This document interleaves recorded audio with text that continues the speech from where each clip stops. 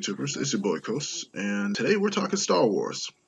Anyone even remotely familiar with the Star Wars galaxy has heard of the Jedi and the Sith. But did you know that there were dozens of other Force organizations in the Star Wars galaxy? Each of these organizations brought to the table their own unique view of the Force, and their own philosophies on how to use it. Alright guys, today I'll be sharing my personal list of the top 10 non-Jedi, non-Sith, Force-using organizations. At number 10 we have one that some of you may know. The Witches of Dathomir. Now most of you know the Witches of Dathomir through the Clone Wars, through their matriarchal Night Sister clan of witches, who use the Force in arcane and voodoo-like manner. And what you may not know is that while in the Clone Wars they only focused on one specific clan of the witches, particularly the Night Sisters, there were at least a dozen other witch clans on the planet Dathomir. The number of clans would fluctuate over time, but there were still at least half a dozen major clans. The witches tended to use the Force to tame wildlife like rancors and these other giant beasts, and they would oppress the male population with them. And they could also cast intricate Force spells and form a matriarchal society. However, the witches didn't really view the Force as in the way the Jedi or the Sith view the Force, and it showed in the way their powers manifested themselves. They used the Force as a means of making a spell making, and they viewed the Force as more of magic than an energy field that that needed to be kept in balance. The Singing Mountain clan were high upholders of the law, their own code of conduct, which was derived from the exiled Jedi named Alia, who arrived on Dathomir around 600 before the Battle of Yavin, and can perhaps be considered the originator of Dathomir's witch culture. However, despite this, there were other clans, like the Night Sister clan, who constantly broke the law and used the dark side magic to kill their enemies or assassinate other people who violated the general code of law through use of the dark side. However, were generally subject to exile, so they had to enforce the law somehow, I guess. Moving on, next on the list are the Jensari. The Jensari comes from the Sith term Seekers of the Lost Truth. They were neither Jedi nor Sith, but they utilized teachings from both orders. The Jensari Order's history was based on a complicated relationship with the Jedi and the Sith, and the teachings of the Jensari were believed to be corrupted from the beginning. The founder of the Jensari Order, in his quest for knowledge, went through old and ancient sections of the Jedi library to research other aspects of the Force. He came across writings of an ancient Sith philosopher with a completely wrong and warped view on reality, to say the least. And the master would, instead of taking these words with a grain of salt, it took them as they were and followed them to the letter. And the result was an order that believed that the Jedi were Darksiders and had taken their beliefs from the Sith, and that the Sith were really the true guardians of the light. It was really weird. So his entire worldview was like flipped on its head. So yeah, this twisted view persisted until Luke Skywalker and his new Jedi Order corrected the historical text, which the Jensari founder had read, and they actually became allies with the new Jedi Order. And this was after, like, the Jensari had almost been wiped out twice. Like, they had been nearly wiped out by the old Jedi Order. And then the Empire came and they were like, oh, well, like, we're back, and like, we can ally with them. And the Empire was like, nope. And they almost killed all of them again. So then they were like, oh, well, who do we trust? And Luke Skywalker came along and was like, yo, dude, like, join us. And they were like, okay. Thankfully, Luke Skywalker is better at diplomacy than a lot of these other groups. Alright guys, next up we have the Prophets of the Dark Side. They were founded on Dromund Kaas when the rogue mutant Sith Lord Darth Millennial sought to create his own order after disagreeing with his master on Bane's Rule of Two philosophy, finding it far too restrictive.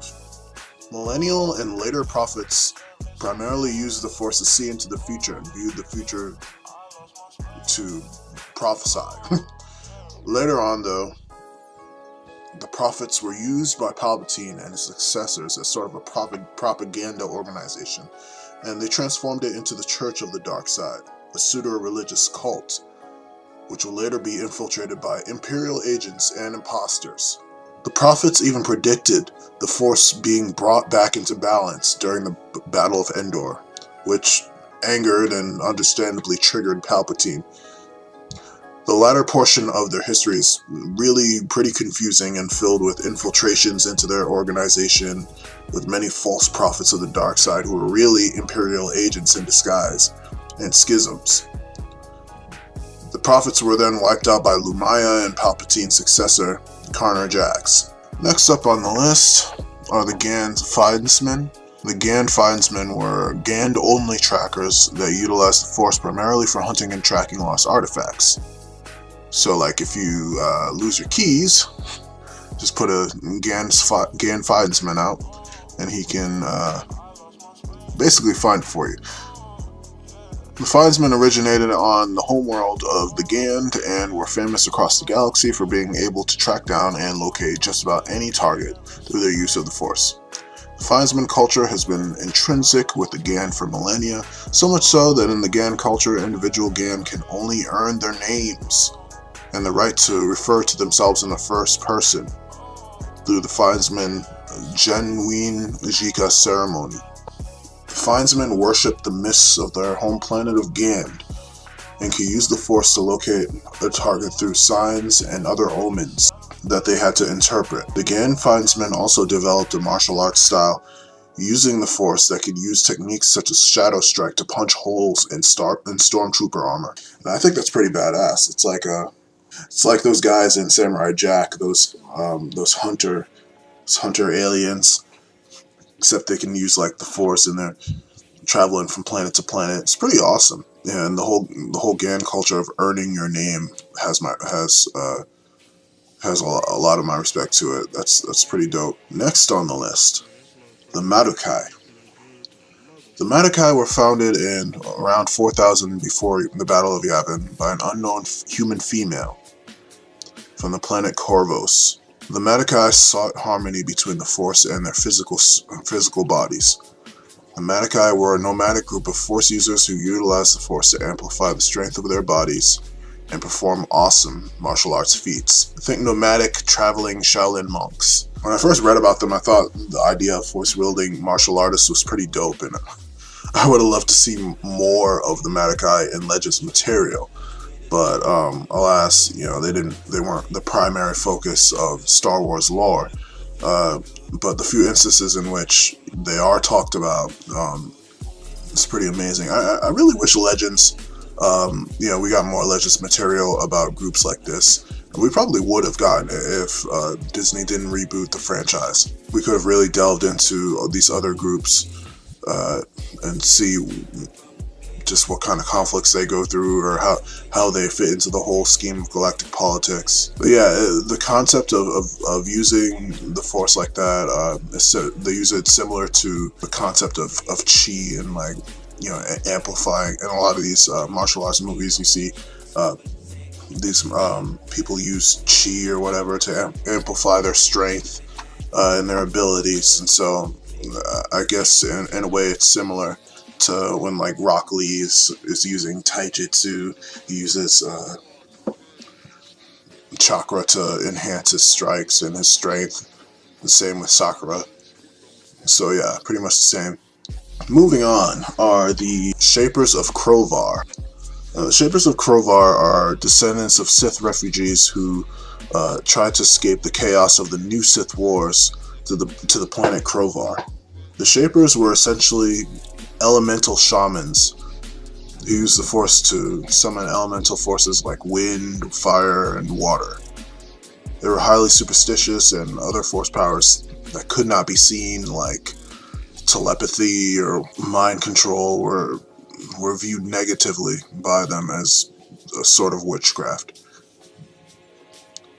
But they shared many similarities with the Night Sister cult, aside from the whole matriarchy aspect. Rare Force powers like pyrokinesis and fluid water movements and summoning water were common amongst these elemental Force users. It's basically like Avatar in space, and their view of the Force as being manifested in these elemental spirits I thought it was a cool take on the Force, and very different than what you're used to seeing it from either the light side or the dark side. And powers such as pyrokinesis and water control were very rare powers, and not many people could master them. It was almost as rare as the teleportation ability, the fold space ability that Luke uses, and to just see that there's a group of people out there that were specializing in this rare force ability, or several rare Force abilities that can make like pillars of wind and like block attacks and control water through the Force. I thought that was pretty awesome, and definitely wanted to know more about them, because there wasn't that much about them, I think, except in one guide, and that was about it. That there wasn't that much information concerning them. Alright, moving along, we have the Zaysen Shah, and their history is pretty similar to the Shapers.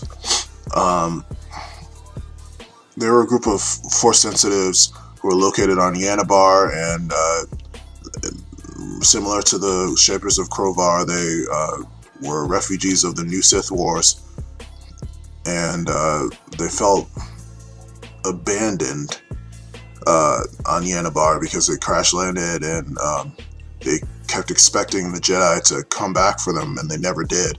And it's just like the Jedi just forgot about them. So they came to sort of resent the Jedi, but they became known for their resourcefulness and the use of these cool disc blades with the Force. So that was pretty awesome. They were isolationist, and they were pretty salty against the Jedi. Two of their defining features. And they were determined to prove that they could do without the assistance of the Jedi Order. And they avoided attempts by the Jedi to reconnect with them, and went on to survive the Great Jedi Purge and the Yuuzhan Vong War. And the whole Zaysen Shah philosophy of self-reliance and resourcefulness allowed them to survive just so many conflicts and so many things that would have wiped out other Force organizations. And they definitely proved their resilience, well, I guess, to the Jedi Order and to themselves. While they didn't have really a strict structural organization, they did have ranks and of initiate and a warrior. And the resentment of the Jedi endured in their culture, and they even celebrated Jedi being killed by the Yuuzhan Vong. But which is pretty low to me. I personally don't like how they keep hating on the Jedi, but I do kind of find their use of disc blade weapons pretty awesome. Just for a change from the typical laser sword. Just imagine using the Force to friggin' cut some stormtrooper's head off with that thing. It's pretty sick. Next up, we have the Nuns of Gavaroon. Now, What I really like about the Nuns is that they were a group of Gamorrean nuns that utilized the Force in order to heal other people and perform charitable acts. And they were located in the center of this asteroid that was pretty well fortified. The asteroid had an ancient Jedi temple inside of it that had been abandoned, and they decided it was strong with the Force, so they decided to station themselves there. So I don't know why, but the thought of a Gamorrean nun makes me laugh so hard. However, all that changed when the Empire found out the Rebel Alliance was using the Nuns base in order to heal their soldiers, so that kind of became a problem that the Empire had to correct. Eventually, the Empire assassinated their leader, but the leader's Force ghosts lived on and told the Nuns that it was the Empire, not the Rebel Alliance, that had killed her, because the Empire was trying to frame up the Rebel Alliance so that their soldiers could get the advantage of being healed by the Nuns and using that place as a healing station. The Rebel Alliance would go on to use the asteroid as a base to heal their soldiers of physical, mental, and spiritual trauma of war. So I think it's pretty nice to know that not all Gamorreans were thuggish brutes working for the Hutts, and the idea of Gamorrean nuns makes me laugh because it reminds me of teachers I had in Catholic school. Alright guys, coming in at number 2 are the Ang-Ti monks. The Ang-Ti were a very secretive species of alien monks that came from the Cathalt Rift, a very dangerous region of space. Only Ang-Ti to ever leave their race were the Force Sensitives, and they traveled in these huge organic spaceships, blowing up slavers because they viewed slavery as an abomination. Their belief system and their philosophy on the travel of time was such that they didn't necessarily see it as predetermined, but being guided. Unlike the Jedi or the Sith, the Ang-Ti believed that the Force was neither light or dark, but was full of many colors like a rainbow. Some Ang-Ti never left the homeworld and were very xenophobic and reclusive, attacking any who tried to learn more about them. Although most aspects of Ang-Ti culture were not known to the wider galaxy, it was documented that all Ang-Ti seen off-world were Force-sensitive. The Ang-Ti viewed the Force in such a way that they tried to limit their use of it, as they viewed the Force as extremely sacred. The monks had a bunch of Force powers which were unique to them, one of which was flow walking. Skilled practitioners of this technique could surrender themselves to the Force, connect themselves with its flow, transcend time itself. So yeah, it's pretty boss. An Ang-Ti could use flow walking to look at events in the past or the future, so long as the monk knew the location at which the event had occurred, or eventually would occur. By allowing themselves to detach and letting their emotional selves return, the practitioners could impose themselves on the passage of time and begin to influence and change the course of events. That is absolutely insane. So yeah, the Ang-Ti, they hated slavery, could mess with time. Luke and Jason Solo trained under them, and they had semi-organic ships like the Zenpom. So they viewed the Force as a rainbow, and were highly xenophobic. It even amazes me that they managed to take in Jason Solo, or some of the other people and legends that came across them. By far one of the more interesting species in Star Wars. And moving on to the number 1 Force tradition other than the Jedi and Sith, my personal favorite, the Killian Rangers / the Killian Renegades. The Killian Rangers and their counterparts, the Killian Renegades, are descendants of human travelers who were lost centuries ago after crash landing on the planet Killian 4 about 1000 BBY. I feel like all these other splinter force groups, like the New Sith Wars, and they were just like lost on some other planet, and they just had to adapt. It's pretty cool, you know, see how they use the Force for their own purposes and designs. They had lost all contact with the greater galaxy and developed their own society, with the Rangers protecting the people. The rank of Lord was the highest rank a Ranger could attain. While according to sources, there were no more than 5 at a time, I really find it kind of hard to believe that they'd just be able to defend Killian from the Empire or their dark side splinter group, the Killian Renegades, with just 5 people. I mean, you know, it seems like kind of a stretch to me. But what's cool about them is that they're kind of like Jedi with guns and rifles. And I really wanted to see more material about them in Legends, because I feel as though they weren't talked about enough.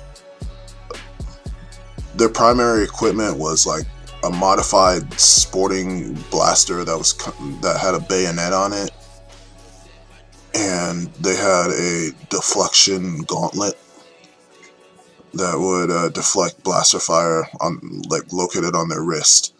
So just think Jedi Texas Rangers, and sort of makes you wonder, is there a space Chuck Norris? But anyway, that's it for this video. I'm just curious, what are your thoughts of these other Force organizations? Should LucasArts have done more with them? Should they, if they continue Legends material, would you like to see more of these other Force organizations? Tell us your opinions in the comments. Let me know what you think. What's your favorite non-Jedi and non-Sith Force using organization? Let me know. Alright, peace.